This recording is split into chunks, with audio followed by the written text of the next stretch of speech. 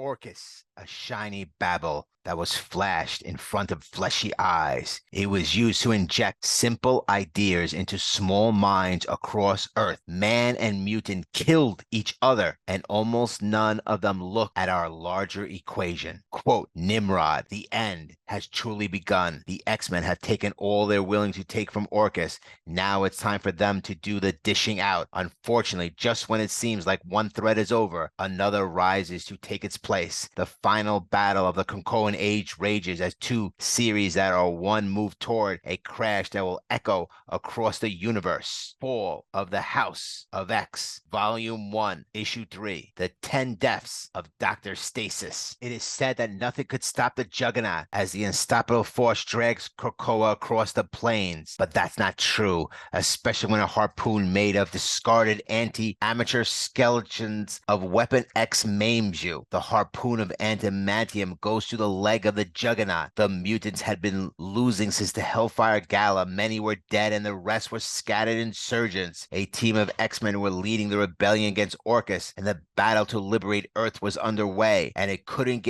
be going any better. Krakoa, the living island, was surrounded by enemies. Mutants were on the cusp of losing everything. The humans and Orchis were feeling confident flying around in repurposed shield equipment, but the humans had no idea they had already been sold out by the artificial intelligence within the organization. A wounded Juggernaut is trying to protect Krakoa from the gun-happy shooting Orchis soldiers. As the bulls fail to hurt Juggernaut, the Orchis soldiers laughing, aiming to kill Krakoa. The enraged Juggernaut reacts fiercely as Krakoa screams out in pain. The resilient Juggernaut, having survived the attack that claimed the lives of nearly all his X-Men teammates, becomes even more determined. He vows to protect Krakoa until reinforcements arrive, determined to succeed or join his fallen comrades in death. With a fierce rage, he charges through the Orchis soldiers, hurling spikes of Krakoa at them. At that moment, half a world away, Cyclops manages to break free from the clutches of Orchis with the help and accompanied by their head of research and development, Dr.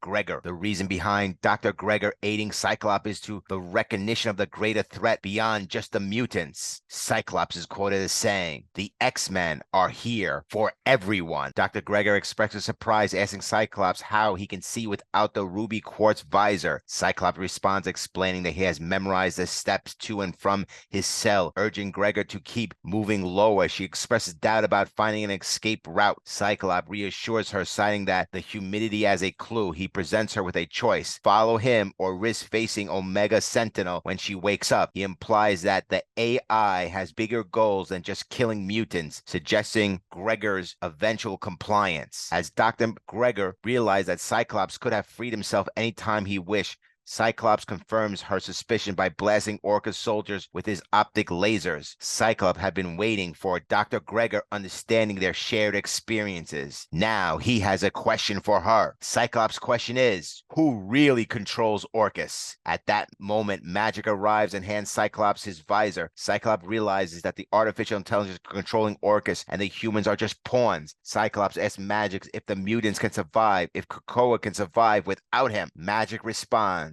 if it needs doing, then it will be done. The planet Arako's apocalypse declares, and now Earth's mutants have raised their banners. They have united and reforged. Arako will come to our cousins. Who will join me? Apocalypse seeks an army. The Arako mutants will follow, but the question remains, how will they get there when the Krakoan gates are down? Apocalypse asserts that there is still a mutant magic left in these worlds. Additionally, there's a pressing question. Will Storm join the fight? A mass explosion rocks Arako. The mutants will reach their destination with the help of Manifold. He warns that while they will confront evil for many, it will be their final act. Rose echoes this sentiment, rallying the mutants to save Krakoa. Rogue emphasizes that although some have been waiting for this day, nothing comes easy. If they want to return home, they'll have to fight for it. As Manifold creates a portal, he implores the universe that if the great injustice must be rectified, then please Please take them home. At Sword Station 2 in orbit around Earth, adjacent to it lies its twin,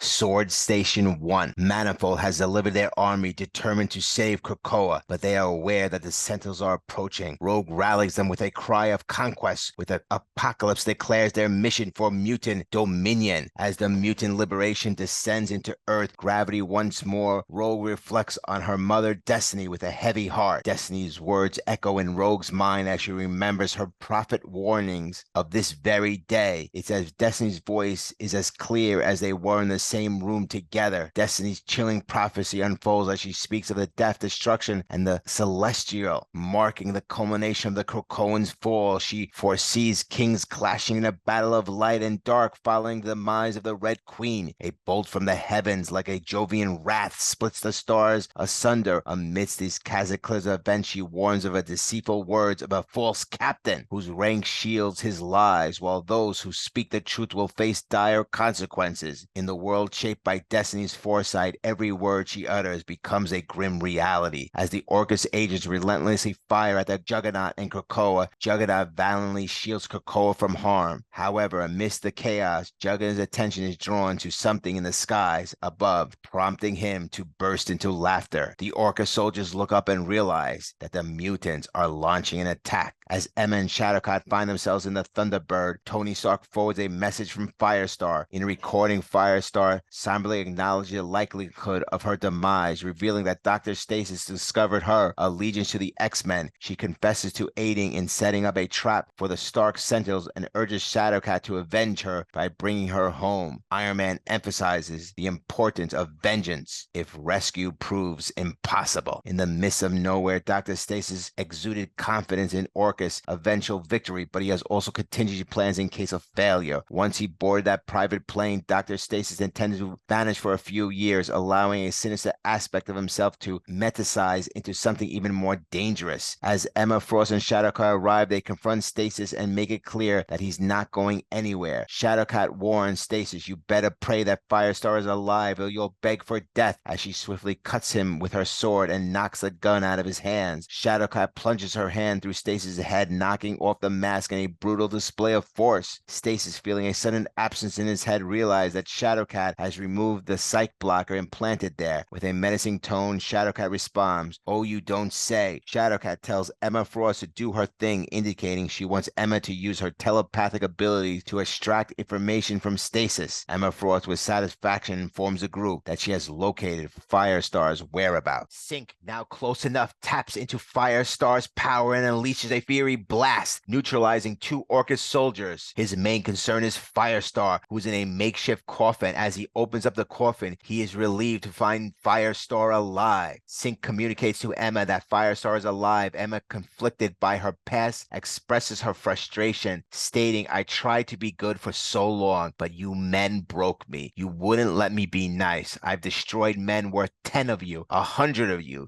You hurt us, you hurt me. I could kill you where you grovel, but I won't." Emma continues saying, "Instead, I will reach into your disgusting mind and pull forth your nightmares, your worst unhinged fears about mutants born of your voluminous, bigoted mind, and I promise you, it will feel very real." Emma intends to inflict terrifying nightmares upon him as retribution. As Dr. Stasis' heart begins to cardiac arrest, time stress agonizing slow thanks to Emma Frost's telepathic prowess. In the span of a single minute, she orchestrates a mental simulation where Sinister faces his demise repeatedly by Wolverine's claws, Cyclops' optic beams, Colossus' strength, or Magneto's magnetism. Each time Sinister perished over and over again in excruciating detail. Sinister pleads for mercy, invoking his wife and his family, and expresses a desire to speak to Cyclops, offering to grant him mercy. However, Emma intervenes, warning Sinister that while Cyclops might offer mercy, she is the one present, and if he even considers returning, it would not end well. Emma firmly instructs Sinister to stay dead, cautioning that any further encounter with her would result in far worse consequences. Emma induces a fatal heart attack in Sinister, effectively ending his life. However, Shadowcat voices concern about the possibility of Sinister returning. Firestar, after enduring torture at the hands of Stasis, decides to enact her own form of justice by burning him alive. As Stasis' body body burns, Emma expresses gratitude and acknowledges Firestar's heroic sacrifice. She praises Firestar's bravery and resilience, emphasizing that their ultimate victory will be thanks to her valiant efforts. Emma urges everyone to return to the Thunderbird and resume the fight. As the crisis continues to emerge across the globe, above the Earth on the moon, Cyclops and Gregor are on the hunt for Nimrod. Cyclops instructs Magic to return and keep an ear out for him. Cyclops expresses his confusion, stating that the moon was his family's home and wonders why Nimrod was there. Gregor responds, mentioning the term Sentinel City. Dr. Gregor explains that after their victory over Krakoa, their habitat on the moon was converted into a relay station along with Venesium mining settlement. However, almost none of the ore